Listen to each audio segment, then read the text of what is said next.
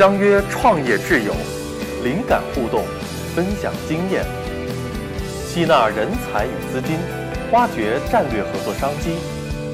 欢迎收看《创业谈》。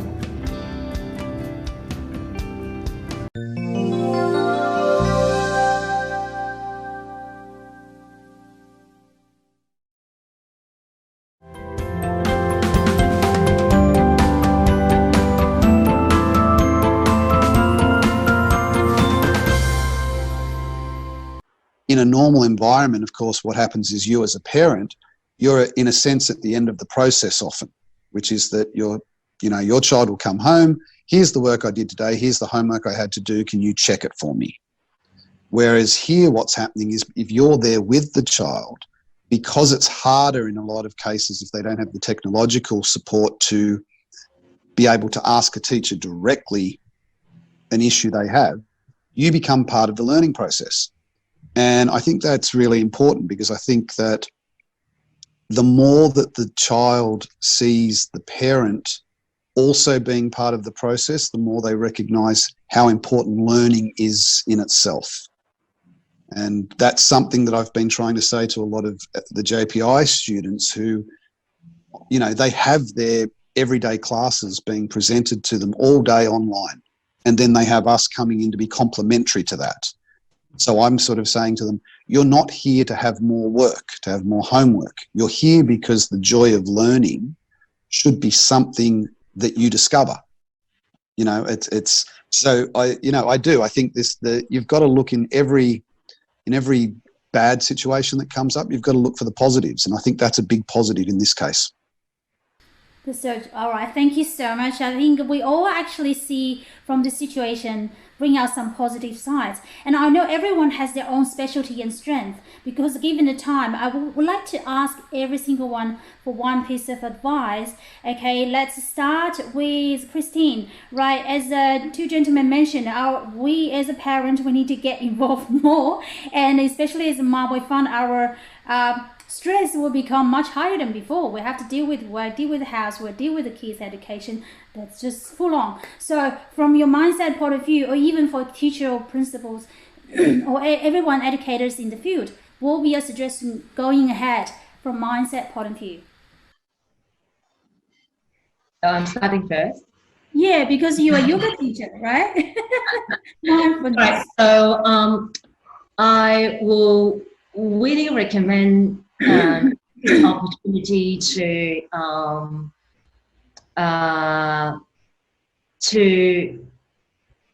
get off more for your phone and all the social media, and we're taking back into doing like reading a book, writing a journal, calling a friends, doing some meditations and yoga as well. Instead of you are sitting down, you are focused a lot on what happened to the deal.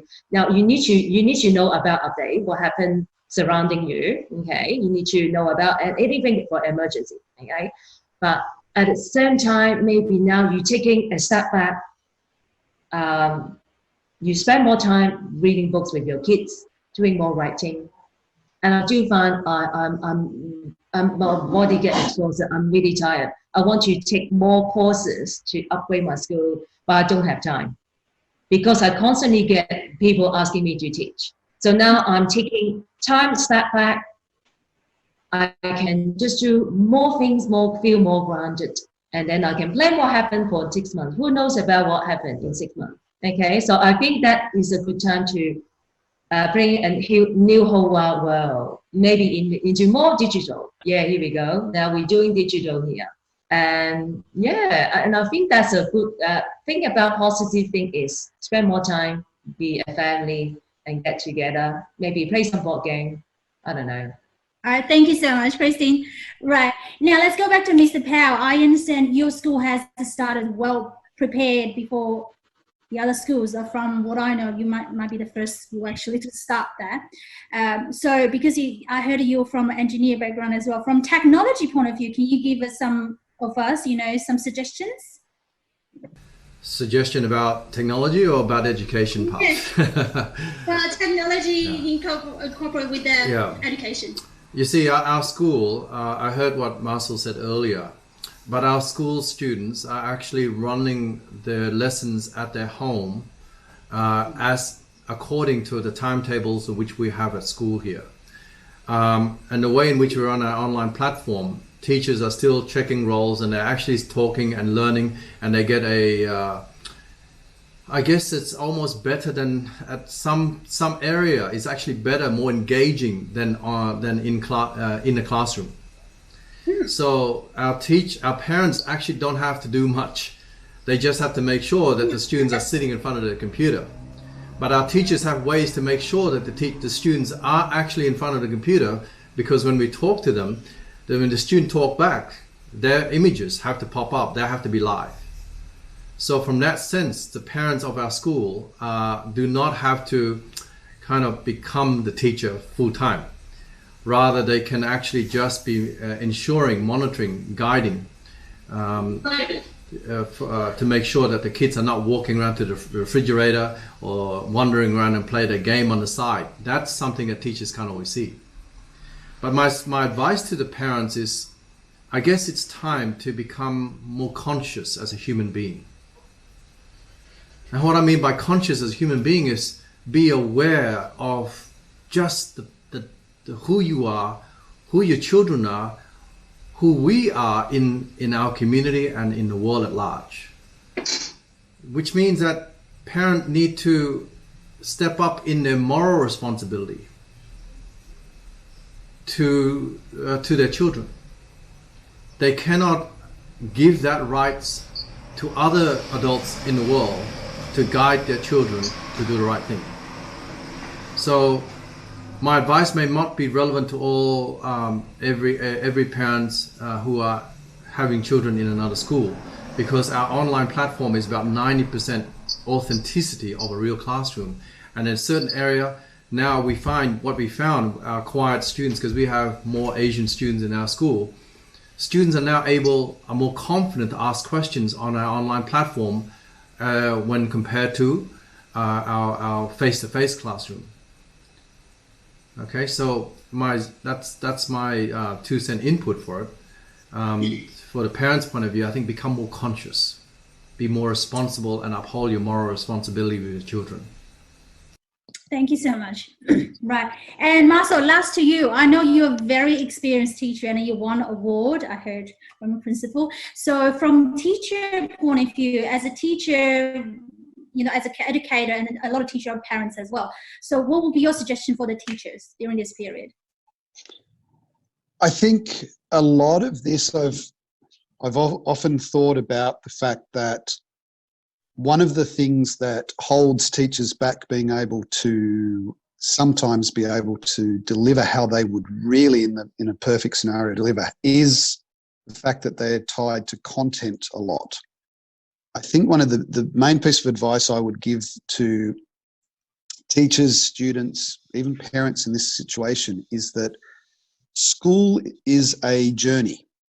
The school journey that you take is meant to be incremental in how you do it. You start in kindergarten in Australia and you move yourself up. So by the time you get to year 12, the journey has been something that each step of the way has meant it's prepared you for the next part. And then if you're getting through to the HSC, or you're doing your IB, or you are looking at university or whatever is following school, that's the next part of the journey. Which means objectively for me, teaching is not about looking always at the content and where you are at exactly at that moment. It's about the big picture, and that ties in very much with what Mr. Powell was saying before. The consciousness side, I totally agree with. The idea of this gives all of us the opportunity to look at learning from the sense of, why do you learn in the first place? Why do we have school to a certain point? What is it that we are trying to achieve with this?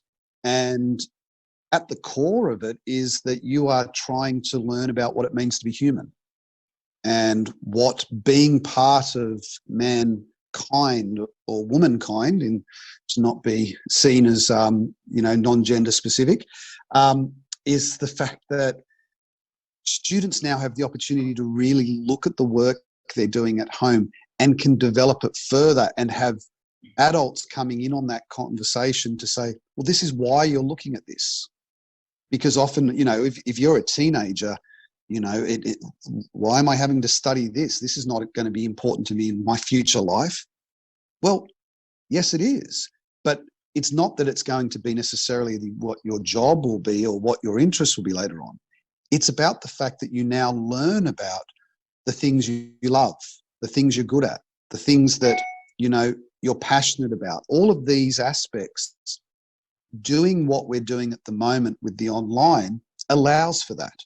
And I think it's really, really vital that, and not just for an educational perspective. I've got to say there's a huge underlying emotional and mental health perspective to this as well, for all people involved in education, in that, we forget that the kids looking at why they're having to do this is a scary time for them.